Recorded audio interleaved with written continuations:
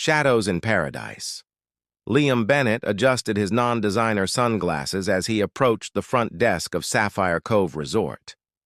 The open-air lobby breathed with the rhythm of the Pacific, gentle waves visible beyond swaying palms, the air sweet with plumeria. For the first time in years, no one was watching him. "Reservation for Lucas Brady," he said, the false name still unfamiliar on his tongue. The woman behind the counter looked up, and Liam instinctively braced himself for the flash of recognition that usually followed. It never came. Instead, warm hazel eyes appraised him with simple professional courtesy. "Welcome to Sapphire Cove, Mr. Brady. I'm Isla Reynolds, head concierge." Her smile reached her eyes in a way that seemed almost forgotten in his world of calculated expressions. "Your oceanfront villa is ready. Would you like assistance with your luggage?" Liam glanced at his single suitcase. "I can manage." She tilted her head slightly. "Most guests who book our premium villas don't typically—" She trailed off with a small, curious smile. "Don't typically what?" he asked. "Carry their own weight," she finished, sliding his keycard across the counter. "It's refreshing." The unexpected candor made him smile genuinely for the first time in months. Isla walked him to his villa personally, pointing out features of the resort along the way. No obsequious hovering, no excessive deference, just competent hospitality with an easy grace that put him at ease. "The villa has everything you need, but if you require anything else, just press 0 on your phone." She paused at his door. "May I ask how long you're staying with us, Mr. Brady?" "A week. Maybe longer." In truth, Liam had no definite plans. Only the desperate need to escape the suffocating expectations of being Liam Bennett, the 38-year-old who'd revolutionized artificial intelligence and amassed billions in the process. "Any particular occasion?" "Just seeking quiet." Something in her expression shifted. Recognition, not of his face, but of the weariness behind his words. "I understand. You'll find it here, if anywhere." The villa was a masterpiece of understated luxury, floor-to-ceiling windows framing the ocean, a private infinity pool merging visually with the horizon. Yet after she left, Liam felt oddly bereft of the only genuine human interaction he'd had in months. The next morning, he ventured to the beach at dawn, expecting solitude. Instead, he found Isla kneeling by the shoreline, carefully disentangling plastic from a piece of driftwood. "Early riser?" he called. She looked up, surprised. "Mr. Brady, yes, occupational hazard. The resort never sleeps, so neither do I, it seems. Please, call me Lucas." The false name felt less foreign now. "Lucas, then." She stood, brushing sand from her hands. "You're up early yourself." "Occupational hazard," he echoed with a small smile. They walked along the shore as the sun painted the sky in watercolor hues. She spoke of the island. Not the tourist version, but the real Maui she clearly loved. He found himself telling her about his need for escape, crafting half-truths that felt more honest than anything he'd said in boardrooms. "Sometimes I think we forget how to be people," she said, as they watched the sunrise complete its masterpiece. "Especially those who spend too much time being something else." Her words struck him with uncomfortable precision. "What makes you think I'm being something else?" Isla shrugged. "Everyone who comes here is escaping something. Lucas, the only difference is whether they know it." When she invited him to join a small group for a locals tour of hidden island spots that afternoon, he accepted without hesitation. For the first time in years, Liam felt the shadow of his success lifting, replaced by something lighter, something that felt remarkably like freedom. As he watched Isla walk back toward the resort, silhouetted against the rising sun, Liam realized he was smiling again. Perhaps in this paradise among shadows of his own making, he might rediscover the man beneath the billions. "Tides of truth. You're holding the paddle wrong," Isla laughed, her voice carrying across the still waters of the secluded cove. Liam, or Lucas as she knew him, adjusted his grip on the kayak paddle, feeling oddly comfortable with being corrected. In his real life, no one dared tell him when he was wrong. "Like this?" he asked, mimicking her technique. "Better." She smiled, the morning sun illuminating her face. "For someone who claims to have traveled the world." You're surprisingly awkward on water. His fabricated backstory as a travel writer was dangerously thin around Ela, whose perceptive nature caught inconsistencies he didn't realize he was creating. I usually observe from shore. Makes for better writing. 3 days into his stay, and Liam had spent each morning with Isla before her shift began. Today, she'd brought him to a hidden cove accessible only by kayak, where the water was so clear it seemed like liquid crystal. "This is incredible," he murmured, gazing at the untouched beauty surrounding them. "One of the last unspoiled places." Isla's expression grew serious. "The Marine Education Center I volunteer at brings local children here to learn about conservation, but funding cuts mean we might have to stop the program." "That's a shame," he said, feeling the familiar weight of his power, knowing he could solve her problem with a single phone call, yet unable to explain how or why. After beaching their kayaks on a small stretch of white sand, they hiked to a viewpoint overlooking the ocean. Sitting on sun-warmed rocks, they shared the lunch Isla had packed. "Why Maui?" Liam asked. "Someone with your skills could work anywhere." She was quiet for a moment. "My parents were marine biologists. They died in a research accident when I was 20. This island was their favorite place." She traced patterns in the sand beside her. "I came for closure, but found purpose instead." The vulnerability in her confession made his chest tighten. "I'm sorry about your parents. It was a long time ago." "The ocean heals you if you let it." She looked at him carefully. "What about you? What are you running from, Lucas?" "What makes you think I'm running?" "People come to resorts like Sapphire Cove for 2 reasons, to be seen or to disappear. You're definitely not here to be seen." Liam felt exposed in a way that had nothing to do with the bright sunlight. "Maybe I'm tired of being what everyone expects me to be." "And what's that?" "Successful, confident, in control." He hadn't meant to be so honest. Isla nodded, understanding in her eyes. "The most exhausting performance is the one we never get to stop." That evening, as Liam returned to his villa, his phone buzzed with messages he'd been ignoring. One from Marcus, his personal assistant, caught his attention. "Reporters asking questions about your whereabouts. Bored getting nervous. Need response ASAP." Liam silenced the phone, but the real world had begun its inevitable intrusion. The next day, Isla took him to a local family's restaurant hidden in the hills. The elderly owner greeted her with a warm hug, speaking rapid Hawaiian that made her laugh. "What did she say?" Liam asked as they were seated at a corner table. "She asked if you're my boyfriend," Isla replied, a faint blush coloring her cheeks. "And what did you tell her?" "That you're just passing through." Their eyes met, and something electric passed between them. "Like everyone else?"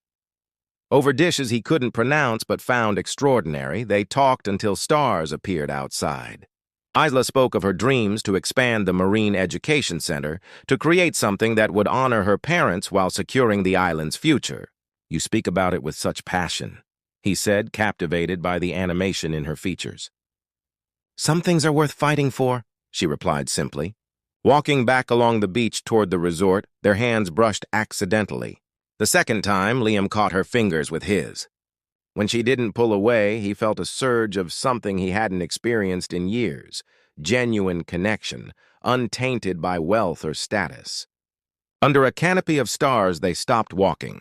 The sound of waves provided a gentle soundtrack as he tucked a strand of hair behind her ear. Her skin was warm beneath his fingertips. "This isn't part of your concierge duties, is it?" he murmured. "Definitely off the clock," she whispered back, just before his lips met hers. The kiss was gentle at first, then deepened with an intensity that surprised them both. Her hands slid up to his shoulders, his arms encircling her waist. For those moments, Liam wasn't a billionaire in hiding. He was simply a man falling for a woman who saw him, truly saw him, without knowing who he was. When they parted, breathless, Isla's expression held a mixture of wonder and caution. "I don't usually do this," she said softly. "Neither do I," he replied, realizing it was perhaps the most honest thing he'd said to her. As they continued toward the resort, hands intertwined, Liam's phone buzzed again. A message from Marcus contained a single line that made his blood run cold. "Paparazzi headed to Maui. They know you're there." Breaking waves, Liam woke to sunshine streaming through the villa's windows and the memory of Isla's kiss. For 5 days, he'd lived in this bubble of authenticity, and each moment felt more real than the life he'd built over the past decade. His phone, which he'd silenced after Marcus's warning, displayed dozens of missed calls and a text from his publicist. Damage control needed. Call immediately. Instead, he called Marcus. How much time do I have? They're arriving today. Flight lands at noon, his assistant replied. The board is freaking out about your disappearance coinciding with the Nexus merger talks. I need you to do something, Liam said, formulating a plan. Arrange an anonymous donation to the Maui Marine Education Center. 5 million. No strings, no publicity. Boss, that's not going to solve. Just do it, Marcus. By today. He ended the call, knowing he was postponing the inevitable. At breakfast, Isla approached his table with coffee and a smile that made his chest ache. Good morning. Sleep well? Very, he replied, wishing he could freeze this moment. I was thinking about what you said yesterday, about the education center. Her expression brightened. What about it? I might know someone who could help with funding. The half-truth felt bitter on his tongue. That's kind, but we've approached every potential donor on the island. Unless you know a secret billionaire, she trailed off with a laugh. Liam forced a smile. You never know who might be hiding in plain sight. After breakfast, Isla had the afternoon off and offered to show him her favorite part of the island, a secluded waterfall accessible only by a challenging hike. Away from the resort, away from prying eyes, they trekked through lush rainforest, talking easily about everything and nothing. The waterfall was a 60-foot cascade into a crystal pool surrounded by ferns and flowering plants. Without hesitation, Isla slipped off her outer clothes to reveal a swimsuit underneath and dove into the clear water. Liam followed, the cool water washing away his mounting anxiety. They swam to the falls, finding a ledge behind the curtain of water where they could sit partially sheltered. Water droplets clung to Isla's eyelashes as she looked at him. Thank you for sharing this with me, Liam said, voice barely audible over the rushing water. I don't bring people here, she admitted. This place is special. Why me then? She studied his face for a long moment. Because you look at things like you're really seeing them. Like you're present in a way most people aren't. The irony of her words, that she found him authentic when he was living a lie, wasn't lost on him. He leaned forward, kissing her with the desperation of a man running out of time. They lost themselves in each other, hands exploring with increasing urgency. The waterfall provided a private sanctuary as clothing was discarded. Their bodies came together with the natural rhythm of the water surrounding them, skin against skin, hearts pounding in unison. In those moments of intimate connection, Liam forgot who he was supposed to be and simply existed in the perfect present with her. Afterward, they lay on sun-warmed rocks, talking softly about childhood memories and future dreams. Liam found himself sharing truths wrapped in fiction. His loneliness, his disillusionment with success, his search for meaning beyond achievement. You're different from what I first thought, Isla said, tracing patterns on his chest. How so? You seem so self-contained, like you didn't need anyone. But there's a sadness in you, Lucas. He turned to face her, knowing his time was running out. Isla, there's something I need to tell you. Her phone chimed with an alert. She glanced at it, then sat up abruptly. The education center just received an anonymous donation of $5 million. Her eyes widened in disbelief. This can't be real. Liam's confession died on his lips as he watched joy transform her features. That's amazing. This changes everything, she said, tears forming. We can expand the programs, protect more marine areas, reach more children. She threw her arms around him. It's a miracle. The miracle he had manufactured. The guilt was overwhelming. That evening, they attended a fundraising event for coral reef preservation at the resort. Isla glowed with excitement, sharing news of the donation with colleagues. Liam stayed close to her, increasingly anxious as he scanned the crowd for unfamiliar faces with cameras. It was during the silent auction that it happened. A woman in designer resort wear approached their table, champagne flute in hand. Excuse me, she said, staring at Liam.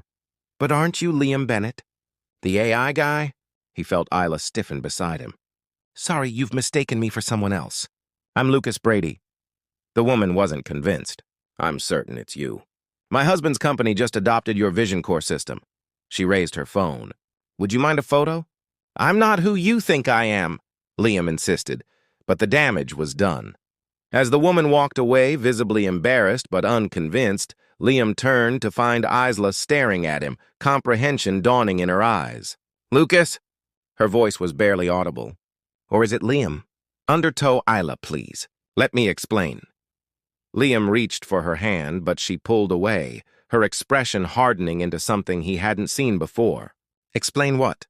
That you've been lying to me this entire time. Her voice was low, controlled, but her eyes betrayed her hurt. Around them, the fundraiser continued, oblivious to their private unraveling. Not here, he urged, acutely aware of curious glances being thrown their way. Let's go somewhere we can talk. She stood abruptly.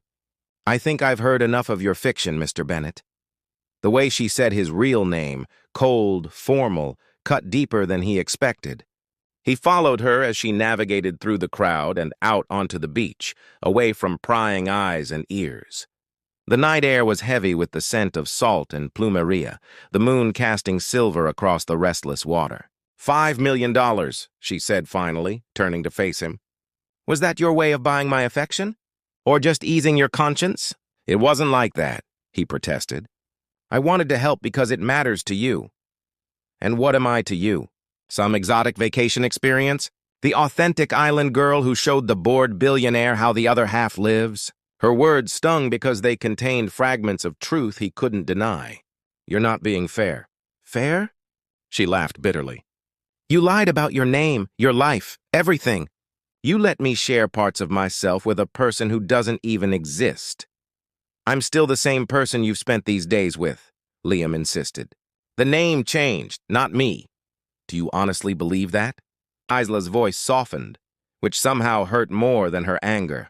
Everything changes when you have that kind of power, that kind of wealth. It creates an imbalance that can't be overcome. I never wanted my money to be part of this, he said. That's why I didn't tell you. With you, for the first time in years, I was just me. But that's the thing, she replied, eyes glistening with unshed tears. You don't get to decide when your wealth matters and when it doesn't. You brought it into our relationship the moment you decided to hide it. Before he could respond, his phone buzzed insistently. A string of urgent messages from Marcus appeared on the screen. You should take that, Isla said flatly. The real world is calling. Liam glanced at the screen. The company is facing a crisis. I need to go, she finished for him. Of course you do. This isn't over, he said, desperation creeping into his voice. What happened between us was real. Maybe it was. She wrapped her arms around herself, suddenly looking small against the vast ocean backdrop. But it was built on a foundation of lies, and I don't see how we recover from that. Goodbye, Mr. Bennett. She walked away, each step increasing the distance between them until she disappeared into the darkness, leaving him alone with the sound of waves and regret. By morning, photographers had gathered outside the resort. Liam arranged for a private exit and was on his corporate jet before dawn, physically returning to his real life while his thoughts remained in Maui with her. Back in San Francisco, he was immediately thrust into crisis management. A security breach had compromised their flagship AI system, Vision Core, potentially exposing millions of users to data theft. The board was panicking, investors were threatening to pull out, and the press was circling like sharks scenting blood. For 2 weeks, Liam worked around the clock, leading the technical response while managing corporate fallout. He moved through meetings, press conferences, and emergency coding sessions like an automaton, his mind often drifting to a secluded waterfall and the woman who had shown him a different way to exist in the world. He called her once. She didn't answer. He sent a handwritten letter explaining everything, his loneliness, his reasons for the deception, the genuine nature of his feelings. It was returned unopened. In the rare moments of quiet, Liam found himself questioning everything he had built. His company, founded on the promise of AI enhancing human connection, had ironically left its creator profoundly disconnected from humanity. The billions in his accounts couldn't buy what he had briefly found with Isla: authenticity, understanding, genuine connection. 1 month after leaving Maui, Liam stood before his board of directors with a proposal that left them stunned into silence. "You want to redirect 30% of our profits to environmental conservation and education?" The CFO finally sputtered, "And personally step back from day-to-day operations. Have you lost your mind?" Horizon's Promise. The small cafe overlooked Kapalua Bay, far from the luxury resorts and tourist crowds. Liam arrived 30 minutes early, dressed simply in jeans and a faded blue shirt. No designer labels, no assistants, no pretense.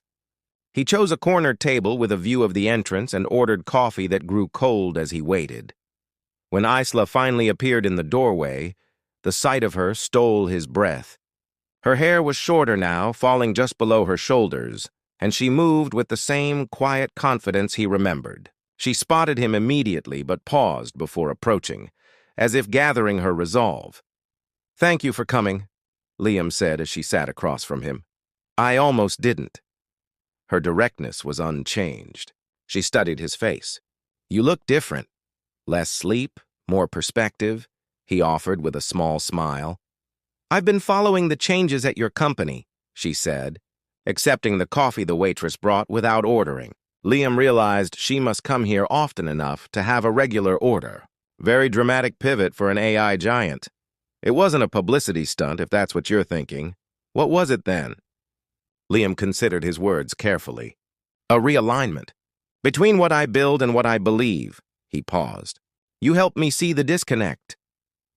"I'm not taking credit for your corporate responsibility awakening," she said, but her tone had softened slightly. "I'm not asking you to." He leaned forward. "Isla, I didn't come here to talk about the company. I came to tell you that meeting you changed me, not because you're some mystical island guru, but because for the first time in years, someone saw me as a person, not a resource or a checkbook or a CEO. I saw Lucas," she corrected him quietly, "a person who didn't exist. Everything I shared with you was real, my thoughts, my feelings, my fears. Only my name and occupation were false." He took a deep breath. "I've spent my life building technology to connect people, while becoming increasingly disconnected myself. The irony wasn't lost on me." A ghost of a smile crossed her face. "That's quite the existential crisis for a billionaire. For anyone," he countered. "Money magnifies everything, good and bad, but it doesn't change the fundamental human need for genuine connection." They talked for hours as the cafe emptied and filled again. Liam told her about the changes in his life, stepping back from operational control, establishing the foundation, re-examining his priorities. Isla shared updates about the education center, now expanding with programs that combine technology and conservation in ways she'd only dreamed of before. "The donation," she said eventually, "it wasn't anonymous to me. I knew it was you the moment it happened. I should have been honest about that." "Yes, you should have." She traced the rim of her cup. "But what you've done since then, that couldn't be bought with money. That required actual change." As afternoon turned to evening, they walked along the shoreline, the conversation flowing more easily with each step. The tension between them hadn't disappeared, but it had transformed into something different, a cautious openness to possibility. "I have something to show you," Liam said as they reached a small cove sheltered by volcanic rock. "It's just over that rise." Isla followed him up a winding path that crested to reveal a stunning view of the coastline. Below them stood a modest structure of sustainable materials that blended harmoniously with the landscape. "What is this?" she asked, taking in the solar panels and living roof. "The headquarters for the Marine Technology Education Initiative," he explained. "Built with all the environmental considerations you once told me were essential. There's a research facility, education spaces for the local schools, and living quarters for visiting scientists." She turned to him, expression unreadable. "And where does the billionaire stay when he visits?" There's a small cabin about half a mile down the coast, he said.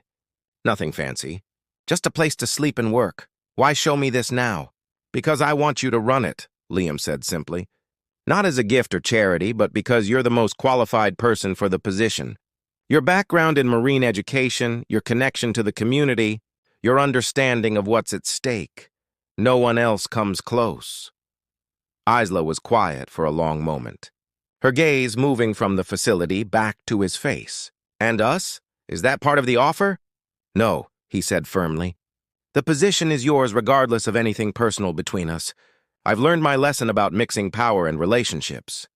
The sun began its descent toward the horizon, painting the sky in shades of pink and gold. They stood in companionable silence, watching nature's daily masterpiece unfold. I've missed this, Isla finally said. The sunsets here, they remind me that some things are constant, even when everything else changes. Like what you feel about the ocean, Liam observed. Yes. She turned to face him. And like what I felt for you despite my anger. Her words hung between them, fragile and hopeful. Liam resisted the urge to close the distance between them, giving her the space to navigate this moment in her own way. I can't promise it will be easy, she continued. I still have questions, still have doubts. But I'm willing to try if you are. Try what exactly? He asked, needing clarity. Getting to know each other. The real versions this time? She offered her hand, a simple gesture loaded with meaning. Hello, I'm Isla Reynolds. I love the ocean, worry too much, and tend to see the best in people even when they don't deserve it. Liam took her hand, feeling its warmth and strength. I'm Liam Bennett. I build things, overthink everything, and am learning that vulnerability isn't weakness. Their hands remained connected as the last sliver of sun disappeared below the horizon. The first stars appeared in the deepening blue sky, witnesses to a new beginning built on truth rather than convenience or escape. So what happens now? Liam asked softly. Isla smiled. A real smile that reached her eyes and reminded him of why he had fallen for her in the first place. Now we start writing a different story. One where we both know exactly who we are. As if to seal this promise, she leaned forward and kissed him. Not with the desperate passion of their waterfall encounter, but with deliberate tenderness. It was both an end and a beginning, a horizon's promise of what might yet be.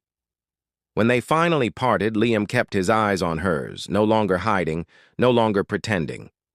I think I'm going to like this story. It'll be complicated, she warned, though her smile remained. The best ones always are, he replied, taking her hand as they turned toward the path that would lead them back to the world, a world they would navigate together, eyes wide open, facing whatever came next not as characters in a fantasy, but as themselves, imperfect and authentic under the vast Maui sky.